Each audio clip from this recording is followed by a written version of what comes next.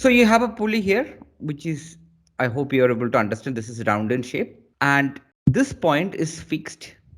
This is the rope you have, okay, and this is F. Here you're applying a load. So think this, you have a wall, from the wall there is a rope hanging and there is a pulley, and this rope is actually going this way and you are applying a tension here. With this rope downwards there is a block here, okay, and say the block weight is W equal to 100 Newton.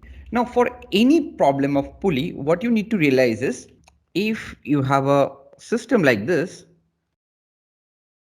that means the rope can slide on top of that, okay. Now when you have a pulley on top, there is certainly going to be some friction, right? But for our learning, we will simplify the problem that there is no friction and the pulley is massless. So there are two assumptions. This pulley is having no mass and the friction value is also, there is no friction. If this two condition prevails, that means whatever tension that you have here, you are also going to have same tension here. This is first thing we need to realize. So if this system has been given, this two assumption, there is no mass, there is no friction, on both side of the rope, you will have the same tension. So now if you see a system here,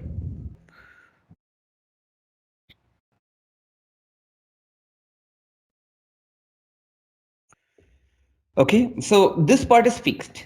This is a rope, this part is fixed. So this one can move, and because of this, this weight can be lifted. So in this case, think this, what is the force on both sides?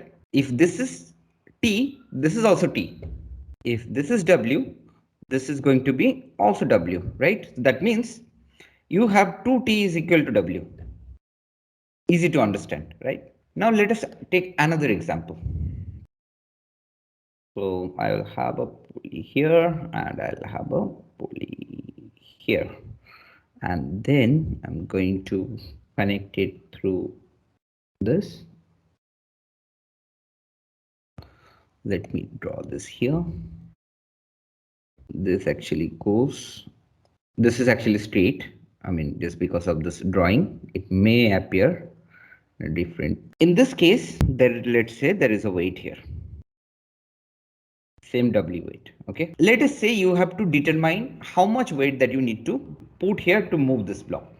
So let's say this is T. With this T, you are pulling it. So if this is T, this is also T. If this is T, this is also T, right?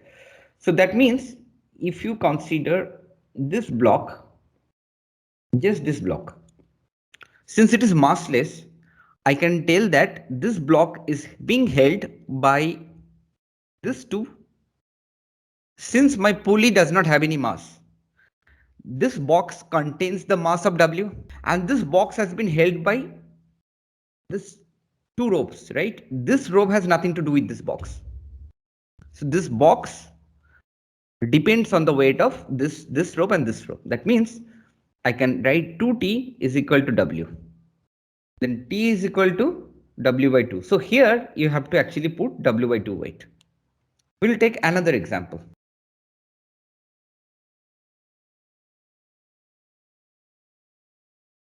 So let's see, it goes this way and it goes this way. And so this pulley is being held. Now say this is the arrangement, and say you are applying a force here, okay, and this weight is, let's say it is W.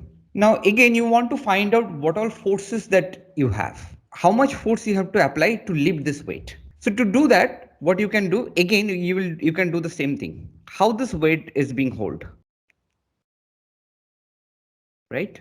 These 2 points are holding it, right? So if these 2 points are holding, think this is T, this is T.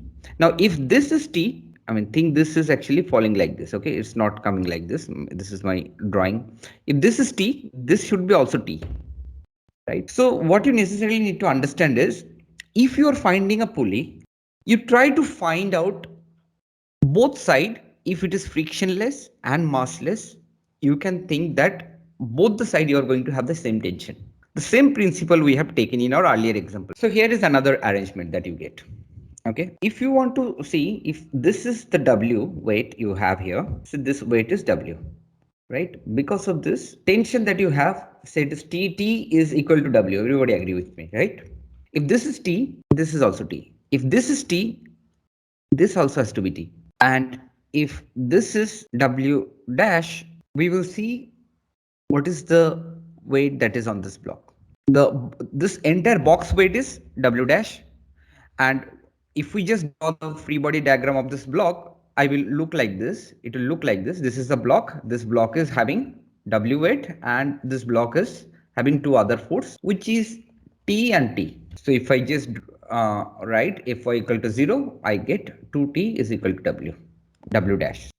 So now you can understand how the force has been acting. If you get a multiple system of the pulley, you will be able to calculate what is your force acted in different pulley. Now that is the first part. You have understood how to calculate the forces. So force part is clear to you. Force done. Now we will see displacement, how it happens. To find the displacement, if I consider that this wall is not here, this wall is here, or this wall is like say above the screen, okay, so this rope can go up and up and up. What I will see, I will consider whatever above this length, it is going to be constant, because wherever my wall is and this place, this length is not going to change, and this length is not coming in my system. Let us think this is my system. I'm taking from the height of this pulley, center of this pulley. How much length you have, you can take it as you want, doesn't matter, because it is frictionless rope you have massless rope you have. So what I will think is, this part I will not consider, I will neglect this part, because this part it can extend here, or it can extend here, or it can extend anywhere. I will neglect this part. I will focus what is playing in my system. So I have separated this box.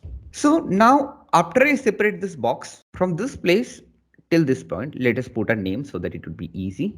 So this is A and this is B and this is SA. So from this point till this point, the length is A. What is the length of this part? Again SA, because it's the same length. And what is the length of this part? We do not know. Let us call it is SB. So this part is clear to everyone, right? Let us go to the interesting part, which is next. So what I know in this entire system is, if this pulley actually goes down, this pulley actually goes up, this pulley goes up, but in this entire process, your this rope or the cable that you are using, the length doesn't change, right? You are not extending it, you are not compressing it, so the length of this rope is constant. So I am considering my length of the rope is constant, so that I can write this is SA, this part of length, and then I can write other part of this is also SA, and this is another part SB. So this part is constant. Now, if you want to put this part here, that is also constant, right? So it doesn't matter, I can write this system. So I can write 2SA is equal to minus SB. This is the relation, constant, right? So what I did, SA I have determined and SB I determined. Then what I'm going to do, I'm going to do differentiating with respect to time. If I do it, what I can do is 2SA dot equal to minus SB dot. I can write that, right? This is my constant part, which will be 0 if I differentiate with respect to time. So that means this is nothing but the relationship of, I can write that. Can I write that?